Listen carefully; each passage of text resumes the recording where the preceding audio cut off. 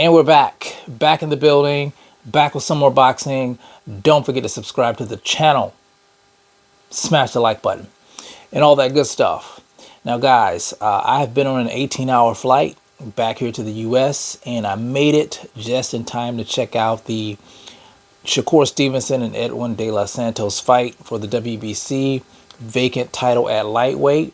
I'm glad I did watch the fight tonight, so I'm coming to you guys dead tired, uh, not even knowing what day it is because I was a day ahead in those other countries. But I'm going to make do because, I enjoy the sport of boxing. First of all, congratulations to Shakur Stevenson for improving his record to 21-0, becoming the new WBC lightweight champion. Hats off to De Los Santos, who was a formidable opponent. I knew he was going to be one of Shakur Stevenson's toughest fights going in. I heard a lot of people saying Shakur was going to watch his kid, but I kind of knew better looking at tape on Edwin De Los Santos. I knew that he was going to give Shakur some problems in the fight.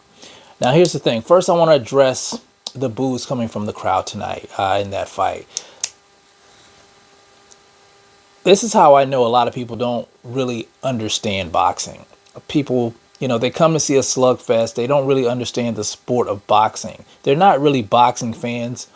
I would say they're more casual fans. They're fans of, knockdown, drag out brawls, which is entertaining. I do get it. I like that as well.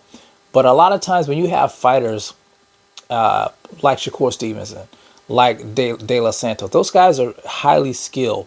So both guys aren't going to want to make mistakes that could cost them the fight. It's going to be a chess match. It's going to be one of those fights where you don't see a whole lot of engagement, but you're going to get just enough. And that's how I know people really don't understand boxing.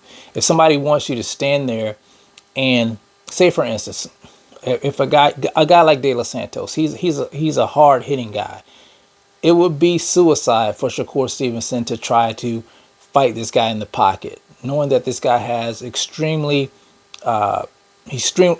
strong and has knockout power. Shakur needs to play to his best attributes, I would say, and that's his jab and his defense, and that's what he did tonight. He basically won the fight with a jab, and I think I gave him 10 rounds to 2 in the fight. It was a unanimous decision, of course. I gave him 10 rounds. I don't have the card where I scored at here with me now, but I gave De Los Santos 2 rounds. And let me say this about De Los Santos. Extremely athletic, strong, good footwork. He was very active in the fight. He was throwing a lot of punches. The problem was he wasn't able to hit Shakur Stevenson a lot because of Shakur Stevenson's defense. So Shakur Stevenson used what he does best to nullify De Los Santos' offense. That's how you win fights. You don't just go in there and recklessly try to fight a guy like that. And he has knockout power. Fight him in the pocket, trade back and forth with him. That doesn't make any sense. And that's how I know a lot of people don't understand boxing. As a fighter, you have to play to your best attributes. If you're not, much of a puncher, but you're a boxer, stick and move. That's what you do. If you're a puncher, you have guys who aren't really boxers. They're more like brawlers. They're going to pressure you a lot and try to get you up out of there. It's the nature of fighting. It's the nature of the sport of boxing, to hit and not get hit. That's how you score points. And a lot of people just don't understand that. But Shakur Stevenson, like I said, he did win. He was reluctant to throw that left hand tonight. I noticed that. He won the fight with a jab, which a lot of people speculated that he injured his hand in the fight, which he was asked after the fight, and he didn't want to make any excuses. But from what I was listening to, reading between the lines, it sounded like he actually probably did hurt his hand. He talked about, taking time off, not, overtraining and sparring so much, I would say. So he probably did go into the fight with an injury. He said he didn't feel well, and it looked like he didn't like his performance. Sometimes you're not going to have your best performance. I think he did enough to win the fight. And no slight to De Los Santos. I thought he was an incredible athlete in the ring. Very fast, very quick, strong, just, he's going to be a problem. He's going to be a problem at 135 to a lot of fighters. But Shakur Stevenson, I just think, he's a step ahead. His best offense is his defense. If you can't hit him, you can't score. And if he's landing the jab, he's going to keep scoring and he's going to win the fight. So it wasn't one of those knockdown, drag out fights like a lot of people like to see.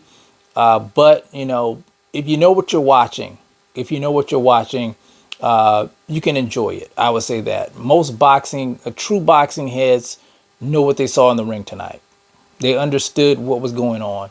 And even though it wasn't a lot of excitement, you understand the dynamics, the technical ability of both of these fighters tonight in the ring. So congratulations to Shakur Stevenson.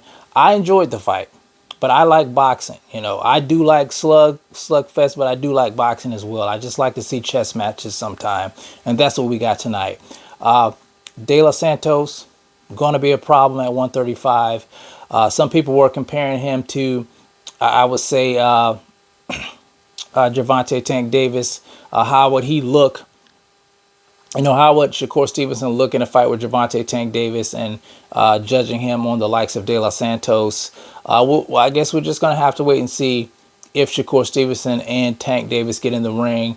I think if Tank can hit Shakur Stevenson, then the fight's probably going to look similar to what we saw with De Los Santos tonight. But anyway, guys, that's my take on that. Congratulations to Shakur Stevenson, like I said, for improving his record to 21-0. He didn't want to say who he wanted next. He's going to go back, heal up. I guess, he wasn't happy with his performance, and he wants to work on some things. I know fighters, when they hear those boos like that, they don't want to let the fans down. But you have to do what you have to do to win the fight. It's the fight game. You're in there to win. You're not in there to get knocked out because you're worried about what the fans or if they're cheering or booing for you. You got to keep a level head while you're in the ring. But anyway, you guys tell me what you think about the fight tonight. It's the CMB. I'll talk to you guys in the next one. And I'm out. Peace.